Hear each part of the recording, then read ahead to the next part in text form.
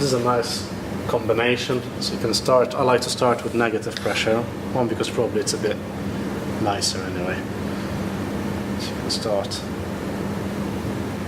You can already see the redness over there, so you know obviously. And then you can go into a bit more functional stuff.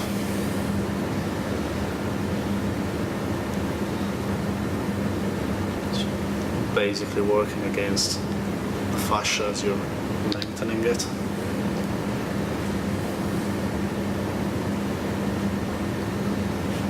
Yeah, lots of people will react differently. I've set it at about 140, so it's not the maximum. This one goes at 250, and I know with certain software it goes a bit even more than that, probably up to 350 millimeters of mercury. But the nice thing about this is you can leave it there. You can really work on one spot if you want to. So the nice thing is, you know, you're really saving your hands.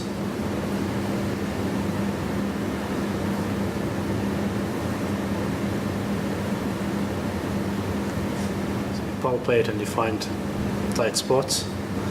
You can go on that one spot. The first thing is you can just mobilize that one spot. Really move the fascia. Sometimes you can work a bit with the shoulder blade. It's a bit like a relaxation technique, but then from there you can work that a bit more. Yes, one of these tools. So you got this one. It's a banana or a boomerang, depends on how people want to call it. The nice thing about it, so first of all, you can just work bit into it. Then what you can do is you can work away like that. Okay. And then you can even get them doing some active stuff, so just hold it there a bit, just hold there and trying to go there. You push towards the wall, so try that first. Okay, stop. Go now.